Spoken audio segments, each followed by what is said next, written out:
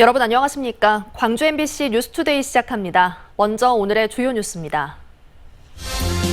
강제동원 피해 특별 현금화 명령에 대한 대법원의 결정이 오늘 나올지 관심을 모으고 있습니다. 강제동원 피해자 측은 재판부의 신속한 판결을 요구하며 우리 정부가 재판을 지연시키려 한다고 비판하고 있습니다. 평당원과 국회의원이 대결 구도를 형성한 민주당 광주시당 위원장 경선이 광주 전남 정치 지형에 어떤 변화를 가져올지 주목됩니다. 전남 섬 지역의 가뭄 피해가 갈수록 심각해지고 있는 가운데 근본적인 해결책 마련을 위한 해저관로 건설 사업이 활발하게 진행되고 있습니다. 장애인과 비장애인이 함께 이용할 수 있는 사회통합형 체육시설인 반다비 체육센터가 전국에서 처음으로 광주에 문을 열었습니다. 국내 자산을 매각해 강제동원 피해자에 배상하라는 우리 법원의 결정에 대해 일본 미쓰비시 중공업은 따를 수 없다며 반발하고 있는데요. 대법원은 오늘 미쓰비시 중공업이 제기한 반발에 대해 심리할지 여부를 판단해야 합니다. 피해자 측은 재판부의 신속한 판결을 요구하며 우리 정부가 도와주진 못할 망정 재판을 지연시키고 있다고 비판했습니다. 우종훈 기자가 취재했습니다. 지난 2018년 대법원 판결이 나왔을 때만 해도 강제동원 피해자들은 배상까지 긴 시간이 걸릴 것이라 예상하지 못했습니다. 당시 소송에 참여했던 5명의 원고 중 생존한 피해자는 김성주, 양금덕 할머니뿐입니다. 미쓰비시 중공업은 판결을 따르기는커녕 국내 자산을 매각해 배상하도록 한 결정도 받아들이지 않고 있습니다. 우리가 일을 거기서 당연히 월급을 못 받았을 때 받아야지요. 단돈 10원 하니까 안 받았어요. 1심과 2심 법원의 결정에 불복해 재항고를 거듭한 미쓰비시 중공업의 국내 자산 현금화 결정은 급기야 대법원 최종 판단을 앞두고 있습니다. 대법원은 사건이 접수된 지 4개월째인 오늘 미쓰비시 중공업 측의 이의 제기에 대해 심리가 필요한지 결정해야 합니다. 만약 대법원이 추가적인 심리가 필요 없다는 취지로 심리 불속행 결정을 하면 법원의 현금화 절차가 곧장 진행되고 반대의 경우에는 대법원 판결이 언제 이루어질지 기약할 수 없는 상황이 됩니다. 지금 남은 2분마저 병마에 시달리고 있습니다. 할머니들이 더 시간을 기다릴 여유가 없습니다. 강제동원 피해자 측은 일본뿐만 아니라 우리 정부 대처에도 연일 비판 수위를 높이고 있습니다. 피해자 측이 불참하고 있는 민관협의회를 근거로 해법을 모색하고 있다는 외교부의 의견서 제출은 대법원의 판결을 지연시키려는 시도고, 강제동원 해법을 묻는 질문에 이미 대법원의 배상 판결이 난 사안이라면서도 일본이 우려하는 주권 침해를 언급한 윤석열 대통령의 발언은 망언이라는 겁니다. 일본이 우려하는 그런 어떤 주권 문제에 충돌 없이 채권자들이 보상을 받을 수 있는 그런 방안을 지금 깊이 강구하고 있는 중입니다. 강제동원 피해자들이 광복 77년 만에 조금이나마 억울함을 풀 수 있을지 아니면 기약 없는 기다림에 들어갈지 대법원의 결정에 관심이 모아지고 있습니다. MBC 뉴스 우종훈입니다. 대표와 최고위원 선거에 가려져 있지만 더불어민주당에선 광주시당 위원장 선거도 함께 진행 중입니다. 이례적으로 평당원과 국회의원이 경선을 벌이고 있는데요. 그동안 다소 폐쇄적이었던 광주 전남의 정치 지형에 어떤 변화가 있을지 주목됩니다. 보도에 한신구 기자입니다. 호남 정치의 중심 더불어민주당의 텃밭인 광주에서 시당위원장은 늘 현역 국회의원들의 몫이었습니다. 국회의원들끼리 합의 추대나 경선 방식으로 뽑으면서 흥행도 없고 당원들은 을에 소외돼 왔습니다. 그런데 평당원이 출사표를 던지면서 평당원과 현역 국회의원이 시당위원장 자리를 놓고 경선을 벌이는 이례적인 구도가 만들어졌습니다. 특히 평당원인 최혜용 후보가 광주시당을 당원에게 돌려드리는 등 당의 폐쇄적인 운영 방식을 바꾸겠다고 하면서 이병훈 의원도 이에 가세하는 등 예전에 볼 수 없었던 당원 중심 경쟁에 불이 붙고 있습니다. 당내외 개혁 과제들을 광주 시민 그리고 당원 동지 여러분들과 함께 신명나게 풀어나가겠습니다. 지역 인재를 당원과 함께 발굴하고 키워나가겠습니다. 상명하달이 아닌 하위 상달하는 광주시당이 되겠습니다. 당원과 시민을 향해 광주시당의 문을 활짝 열겠습니다. 예전 같으면 의례적인 추대나 경선으로 끝났을 광주시당위원장 선거에 작지만 의미 있는 변화의 바람이 불고 있다는 평가가 나오는 이유입니다. 또 지난 지방선거에서 37%라는 역대 최저 투표율을 보인 광주에서 그만큼 일방 독점, 폐쇄적인 당 운영에 대한 거부감도 크고 변화와 개혁의 목소리가 커지고 있다는 반증이기도 합니다. 같은 구도로 최근 치러진 대전시당위원장 경선에서 평당원 후보가 33%가 넘는 득표를 얻어 만만치 않은 경쟁력을 보여줬습니다. 이런 새로운 시도, 도전 이런 게 정치권 전체의 활력과 건강성을 회복하는 데 의미가 있다. 사상 처음으로 현역 의원과 평당원이 맞붙은 시당위원장 선거. 오는 21일 광주에서 열리는 전당대회와 함께 치러지는데 당원과 대의원들의 선택이 주목받고 있습니다. MBC 뉴스 한신구입니다. 고 김대중 전 대통령 서거 13주기를 맞아 어제 곳곳에서 추모식이 열렸습니다. 전라남도는 김대중 노벨 평화상 기념관에서 김대중 전 대통령 서거 13주기 추모식을 열고 헌화와 추모시 낭독, 공연 등을 진행했습니다. 김영록 전남지사는 김대중 대통령의 숭고한 정신과 신념을 계승해 대립과 갈등을 극복해야 할 때라며 김대중 평화회의와 하이도 평화의 숲 조성 등 추모 사업을 이어가겠다고 밝혔습니다. 어제는 쌀의 날이기도 했는데요. 올해도 쌀 생산이 대풍년을 맞으면서 재고가 줄지 않다 보니 폭락한 쌀 가격이 오를 기미를 보이지 않고 있습니다. 농업 관련 단체들은 정부의 미흡한 쌀 수급 정책으로 쌀값이 폭락했다며 대책 마련을 요구하고 있습니다. 강서영 기자가 보도합니다. 순천시 도사동에 위치한 미곡 건조장. 본격적인 햅쌀 수확 시기에 들어섰지만 지난해 수확된 쌀이 아직 팔리지 못한 채 남아 있습니다. 지난해에 비해 쌀 재고량이 50% 이상 증가한 농협은 전국 549개 쌀 수매 농협의 29%인 161곳. 쌀 초과 생산으로 정부는 최근까지 3차례에 걸쳐 쌀을 사들여 시장에서 격리했지만 쌀 소비 감소 등으로 재고는 크게 줄지 않고 있습니다. 지난해 10월 20kg당 5만 6천 원에 달했던 쌀 가격도 4만 4천 원 선까지 20% 가까이 떨어졌습니다. 농업계에서는 정부의 적절치 못한 쌀 격리 조치 시기와 방법이 쌀 수급 조절 실패의 원인이라고 분석하고 있습니다. 올해 정부가 쌀을 사들인 시기가 너무 늦은 데다가 최저가 낙찰 방식으로 이뤄져 도리어 쌀값 하락을 유도했다는 겁니다. 순천농협은 수년마다 반복되고 있는 쌀 수급 조절 실패 문제를 근본적으로 해결하기 위해 쌀 시장 격리를 법적으로 의무화하고 격리 방식도 최저가 낙찰이 아닌 정해진 비축미 가격을 적용해야 한다고 주장하고 있습니다.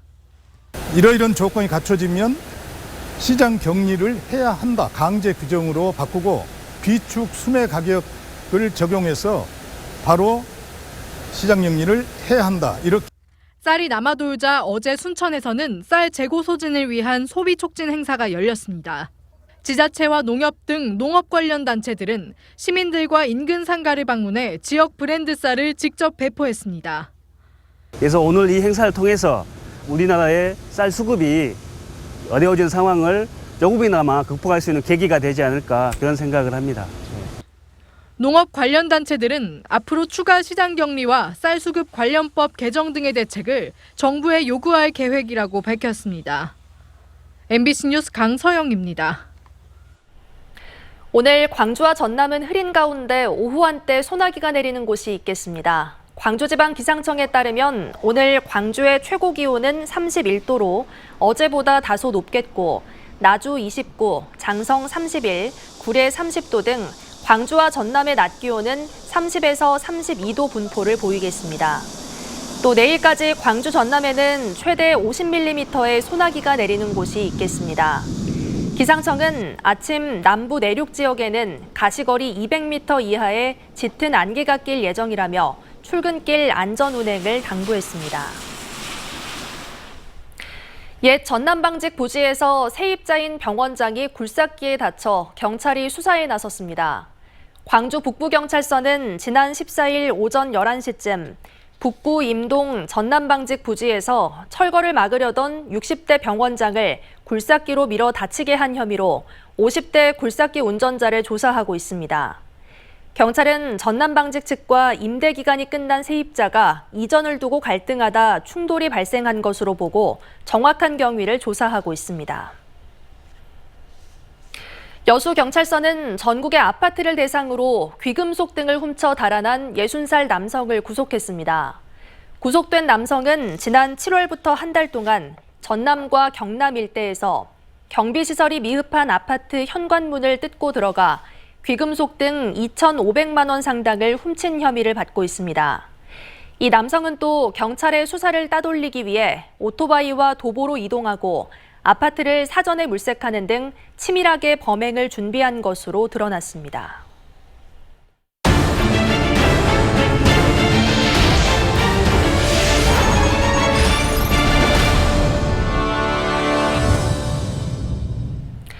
광주의 전국 1호 반다비 체육센터가 문을 열었습니다. 반다비 체육센터는 장애인과 비장애인이 함께 이용할 수 있는 사회통합형 체육시설인데요.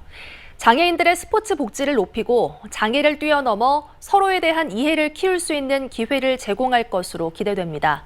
다른 체육시설과의 차이점은 무엇인지 송정근 기자가 소개합니다. 시각장애인을 위해 고안된 스포츠인 쇼다운 경기가 한창입니다. 호각 소리에 맞춰 공을 때리기 바쁩니다.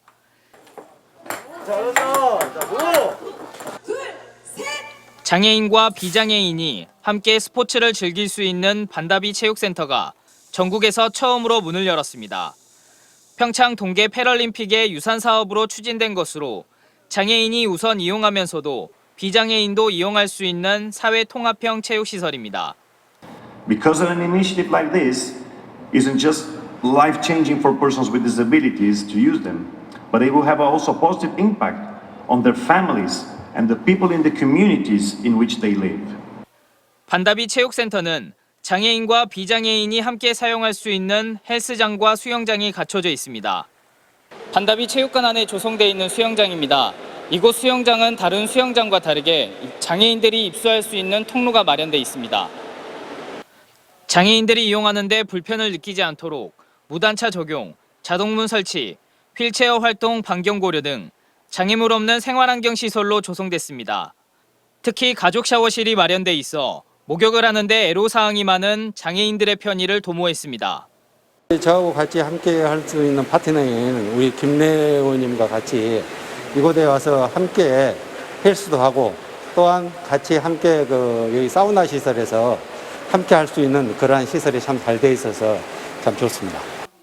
광주 장애인 인구 중 31%가 북구에 거주하고 있고 체육센터가 접근성이 좋은 교대 안에 위치해 있어 이용하는 시민들이 많을 것으로 기대되고 있습니다. 비장애인과 우리 장애인 가족들이 같이 운동도 하시고 또 이 다목적 체육관에서도 같이 뛰어노시면서 불가능한 거를 가능하게 우리는 할 수 있다는 그런 치유의 공간이 돼서 반다비 체육센터는 광주 남구와 서구에서도 공사가 진행 중에 있거나 조만간 공사를 진행할 예정인데 정부는 2025년까지 반다비 체육센터를 전국적으로 150개까지 확대한다는 계획입니다. MBC 뉴스 송정근입니다. 중부권의 물폭탄과는 달리 전남 지역은 유례없는 가뭄에 시달리고 있습니다. 특히 섬 지역의 사정이 더 심각한데요.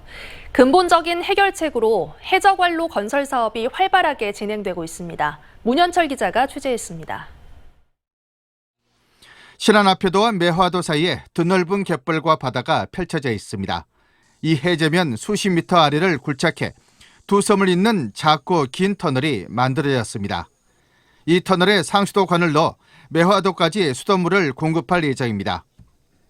현재 저희 지금 1단계 공사 진행률은 97% 진행 중에 있고요. 그다음에 통수 시점은 10월 초로 지금 예상하고 있습니다. 이 해저 터널은 앞으로 암태도까지 연결돼 자운도와 안좌도 등 신안 중부권 섬들이 물 걱정에서 완전히 벗어나게 됩니다. 상수원 바닥에 드러난 완도, 넙도. 지난 봄부터 일주일에 한 번꼴로만 수돗물을 받을 수 있어 섬 주민들의 고통은 이루 말할 수가 없습니다. 여름 제철을 맞은 섬 관광 산업도 치명타를 입고 있습니다. 네, 가뭄이 들면 물이 안 나오고 하니까 통을 사다 놨어요. 몇 년 전에. 그래갖고 받아갖고 쓰고 있어요. 고질적인 물 부족 사태를 겪고 있는 보길도와 노하도, 인근 작은 섬에 해적 관로가 건설됩니다. 전라남도와 완도군이 해적 관로를 통해 이들 섬에 광역 상수도를 공급하는 사업을 확정했습니다. 공사비는 430억여 원에 달할 것으로 추정됩니다. 전남에서는 목포 달리도와 율도, 고흥 등량도와 상하 화도에도 상수도 해저 관로가 설치됐고 무안탄도는 내년 완공 예정으로 공사 중입니다. 조상대대로 하늘만 쳐다보며 물 걱정을 달고 살았던 섬 주민들. 해저 관로를 통해 육지의 깨끗하고 안전한 물을 마음껏 받아 쓸 수 있는 별천지 같은 세상을 맞이하고 있습니다. MBC 뉴스 문현철입니다. 열악한 지방 재정을 확충하기 위한 고향사랑 기부제가 넉 달 뒤부터 시행됩니다. 하지만 시행령 제정이 늦어지면서 지자체의 행정 절차가 지연되고 있고 답례품을 둘러싼 과열 경쟁 등 부작용에 대한 우려도 적지 않은 상황입니다. 문형철 기자가 보도합니다. 지난해 법이 제정돼 내년 1월 1일 시행을 앞두고 있는 고향사랑 기부제. 시민들이 원하는 지자체에 기부하면 새 공제 혜택 등을 주는 제도로 열악한 지방 재정을 개선해보자는 취지에서 만들어진 제도입니다. 세액을 감면해준 만큼 지방에다 기부를 하도록 이런 제도이기 때문에 어느 정도는 좀 효과가 있지 않나.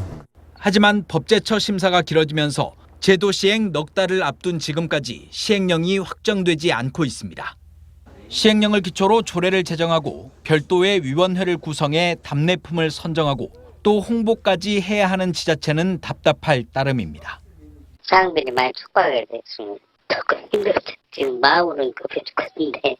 제도 시행을 앞두고 도내 각 지자체가 가장 신경 쓰고 있는 부분은 답례품입니다.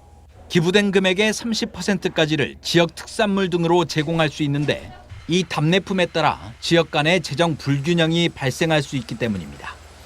제일 중요한 게 답례품이죠. 실질적으로는요, 답례품이 어떤 건지에 따라서 특정한 지자체로 몰릴 수도 있고 기부 금액이 지자체의 살림살이와 실적으로 연결되고 벌써부터 물밑 경쟁이 시작되다 보니 부작용을 우려하는 목소리도 잇따르고 있습니다. 지방 소멸 관련해서 재정을 이렇게 좀 확충하자는 의미가 큰데 답례품에 너무 지금 이목이 쏠려가지고 제도의 본 취지를 지금 흐리고 있다고 생각이 들어요. 과거 진행된 연구 용역 결과 전남 지역에 대한 기부금 규모는 430억 원 정도로 추정됐지만 제도에 대한 인지도가 낮아 실제로는 80억 원대에 그칠 것이란 분석도 나오는 상황. 제도를 알리기 위한 적극적인 홍보와 부작용을 최소화할 수 있는 대책이 시급합니다. MBC 뉴스 문형철입니다. 광주시가 승소한 소송에서 소송 비용 회수를 소홀히 해 비용을 돌려받지 못하고 있는 것으로 지적됐습니다. 광주시 감사위원회에 따르면 법무담당관실은 민사소송에서 승소한 3건의 소송 비용인 2,100여만 원을 최대 1년 5개월이 지나도록 소송 비용 확정 결정을 신청하지 않아 아직 회수하지 못하고 있습니다. 시 소송사무처리 규칙은 확정 판결에서 상대방이 소송 비용을 부담하도록 한 때에는 즉시 그 비용을 추심하도록 했습니다. 감사위는 또 지방재정 분야 특정감사에서 24건의 사항을 지적했고 경징계 2명 등 8명에 대한 조처를 요구했습니다. 이상으로 뉴스를 마칩니다. 함께해 주신 여러분 고맙습니다.